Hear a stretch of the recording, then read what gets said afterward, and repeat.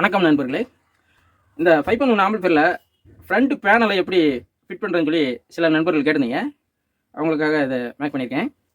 இந்த ஆம்பிளிஃபையரை பொறுத்தளவுக்கு பொதுவாக நீங்கள் இந்த ஆம்பிளிஃபையருக்குள்ளே என்னென்ன போர்டு வைக்கிறீங்க, என்னென்ன டிரான்ஸ்ஃபார்மர் வைக்கிறீங்க, இது மாதிரி முதல்ல பிளான் பண்ணிவிட்டு அதை அந்தந்த இடத்துல வச்சு மார்க் பண்ணி இந்த மாதிரி எல்லாத்தையும் ஹோல்ஸ் போட்டு ரெடியாக வச்சுக்கோங்க. அதுக்கு பின்னாடி தான் பேனல் ஓட்டணும். அதே மாதிரி காம்பனன்ட்ஸை உள்ளே ஃபிட் பண்ணிவிட்டு பேனல் ஓட்டினீங்கன்னா கொஞ்சம் கஷ்டமாக இருக்கும் உங்களுக்கு. ஏன்னா இப்போ வர பேனல்லாம் பார்த்தீங்கன்னா இந்த மாதிரி ஒட்டுற டைப் வருது. அப்படிங்கும்போது உள்ள காம்பனன்ட்ஸ் இருந்துச்சுன்னா ஒட்டுறது கஷ்டமாக இருக்கும். அதனால் ஃபஸ்ட்டு எப்பவுமே காம்பனன்ட்ஸை வச்சுட்டு ஃபஸ்ட்டு ஓட்டை போட்டுக்குங்க. ஓட்டை போட்டுட்டு அந்த துருவை எல்லாத்தையும் நல்லா அந்த சின்ன சின்ன டஸ்ட்டு எல்லாத்தையும் நல்லா க்ளீன் பண்ணிவிட்டு அதுக்கு பின்னாடி தான் இதை ஒட்டணும். ஒட்டுறதுக்கு எப்பயுமே பார்த்தீங்கன்னா ஃபஸ்ட்டு எடுத்துன்னு எப்பயுமே நீங்கள் இந்த மாதிரி பசையை போட்டு ஒட்டக்கூடாது. ஏன்னா இப்படி நம்ம ஒட்டிட்டோம்னா இங்கிட்ட நகல முடியாது. இங்கிட்ட நகட்டும் போது பார்த்தீங்கன்னா ஒட்டிக்கிச்சுன்னா ஒன்றும் செய்ய முடியாது, கரெக்டான சேமாக வராது. அதுக்கு ஒரு ஐடியா சொன்னேன். இதில் ஃபஸ்ட்டு நம்ம பேப்பர்லாம் ஃபஸ்ட்டு கிழிச்சிக்கணும். அதே மாதிரி இந்த பேனலை ஃபிட் பண்ணுறதுக்கு முன்னாடி இந்த பேனலோட பொசிஷனை பார்த்துக்கிட்டு இந்த கேபினெட்டில் பார்த்தீங்கன்னா இந்த மாதிரி இங்கனுக்குள்ள ஒன்று இருக்கும், சில இதில் பார்த்தீங்கன்னா சென்டரில் இருக்கும். இப்போ இந்த பேனல் வைக்கிறதுக்கு தகுந்த மாதிரி எந்த இடத்துல கரெக்டாக இந்த டிஸ்பிளே மாட்டுறது, அதே மாதிரி இந்த கண்ட்ரோல் வைக்கிறது, இந்த மாதிரி எந்தெந்த இடத்துல நமக்கு தேவையோ அந்த இடத்துல கரெக்டாக இது கரெக்டாக இருக்குன்னு பார்த்துக்குங்க. அதே மாதிரி எக்ஸ்ட்ரா இருந்தால் இதை கட் பண்ணணும். நான் வந்து இதில் 2 இருந்துச்சு, ஒன் சைடு மட்டும் எனக்கு இந்த டிஸ்பிளே வைக்கிறதுக்கு இடங்களா இருந்துச்சு, அதனால் கட் பண்ணிட்டு இந்த இடத்துல பிளெயினாக வச்சுட்டு ஃபஸ்ட்டு இந்த இடத்துல இப்படி வச்சு பார்த்தீங்கன்னா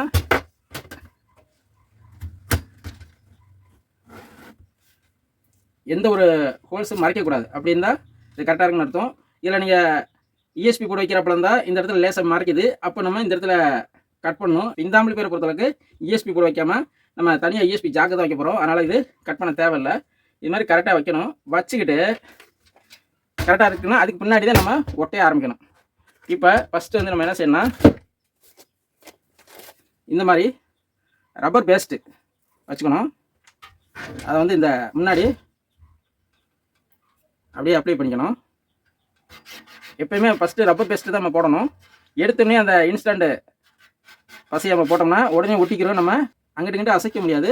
அப்படிங்கும்போது கோனில் போயிடும். அதனால் ஃபஸ்ட்டு ரப்பர் பேஸ்ட்டை போட்டுக்கலாம். போட்டுக்கிட்டு கரெக்டாக அந்த எந்த பொசிஷன் இருக்குன்னு பார்த்துட்டு இந்த பேனலில் பொசிஷனை கரெக்டாக ஃபஸ்ட்டு இந்த இடத்துல போய் வச்சுக்கோங்க. வச்சுக்கிட்டு இது அப்படியே கரெக்டாக இந்த இடத்துல கவுத்துங்க. அப்படி இப்போ இப்படி ஃபஸ்ட்டு நம்ம வச்சுக்கிட்டோம்னா இந்த சைடு லெஃப்டில் ரைட்டில் அதே மாதிரி இந்த சைடு அங்கிட்டு எல்லா சைடும் கரெக்டாக சேமாக இருக்கான்னு முதல்ல பார்த்துக்கணும். எல்லா பக்கமும் கரெக்டாக பார்த்துக்கிட்டு கொஞ்சம் கூட எங்கிட்ட கோணல் இல்லாமல் பார்த்துக்கணும். இப்போ எல்லா சைடும் கரெக்டாக இருக்குது, ரைட்டுங்களா? இப்போ எல்லா சைடும் கரெக்டாக இருக்கான்னு பார்த்துக்கிட்டு அதுக்கு பின்னாடி தான் இந்த மாதிரி இன்ஸ்டன்ட் பசை, அதாவது 743ன்னு சொல்லுவாங்க இந்த இது. இல்லைன்னா நார்மலாக பெய்கிக்குன்னு வரும் பார்த்தீங்களா, சின்னது, அதோட சேர்ந்தது தான் அது. இது அப்படியே கரெக்டாக இருக்கான்னு பார்த்துக்கிட்டு நல்லா பார்த்துக்குங்க.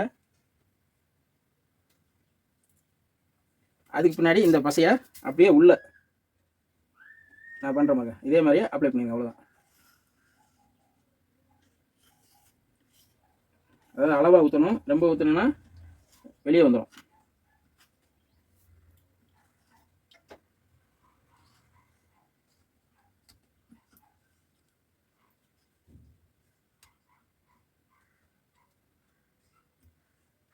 அவ்வளோதான். இப்போ இந்த 2 சைடும் நல்லா ப்ரெஸ் பண்ணி பிடிச்சிக்கணும் கொஞ்சம் நேரம். அப்படியே இப்படி வச்சு 2 விரலை வச்சு சென்டர்லையும் அமைக்க பிடிச்சிக்கணும்.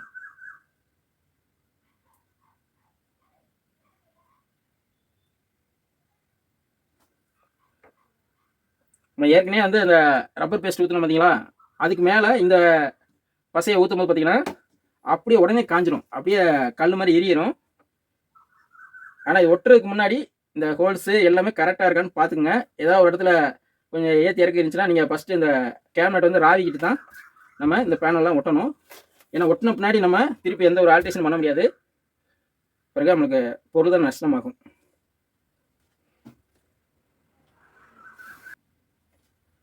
இப்போ ஒரு 5 நிமிஷம் இது மாதிரி காஞ்ச பின்னாடி நீங்கள் எடுத்துட வேண்டியது அவ்வளோதான். இப்போ பேனலு நம்ம ஒட்டியாச்சு. இப்போ நீட்டாக இருக்கும். இந்த இடத்துல மட்டும் மேலே மட்டும் நீங்கள் ஒரு கருப்பு டேப்பை இதுக்கு மேலே இந்த இதில் ஒட்டிடுங்க. ஒட்டிட்டிங்கன்னா பார்க்க நீட்டாக இருக்கும். இப்போ பார்த்தீங்கன்னா சமமாக இருக்கும். எந்த சைடும் ஒரு கோலம் இல்லாமல் சமமாக இருக்கும். இதுக்கு பின்னாடி நீங்கள் உள்ள போர்டு ட்ரான்ஸ்ஃபார்மர் எல்லாம் ஃபிட் பண்ணிங்கன்னா உங்களுக்கு வேலை ஈஸியாக இருக்கும். ஏன்னா உள்ள காம்பனன்ட்ஸு இருக்கும்போது பார்த்தீங்கன்னா நீங்கள் இந்த மாதிரி கவுத்தி வச்சு நீங்கள் ஒட்ட முடியாது. நீங்கள் அப்படியே இருந்த வாக்கில் இப்படி ஒட்டும் போது பார்த்தீங்கன்னா சேமாக வராது. அங்கே ஏற்றி இறக்கி இருந்துச்சுன்னா நம்மளுக்கு பார்க்க அசிங்கமாக இருக்கும். அதே மாதிரி இது எல்லா வேலையும் முடித்த பின்னாடி கடைசி அந்த ஸ்டிக்கரை உரிச்சிக்கலாம். வேலை முடிய வரையும் ஸ்டிக்கர் உரிக்க வேணாம். ஏன்னா வந்து கிராட்சி விழுகும். அதனால் கடைசியாக ஸ்டிக்கரை உரிச்சிக்கலாம். அவ்வளோதான் நண்பர்களே. இந்த வீடியோ உங்களுக்கு பிடிச்சிருக்குன்னு நினைக்கிறேன். பிடிச்சிருந்தா லைக் பண்ணுங்கள். மீண்டும் அடுத்த வீடியோவில் சந்திப்போம். நன்றி, வணக்கம்.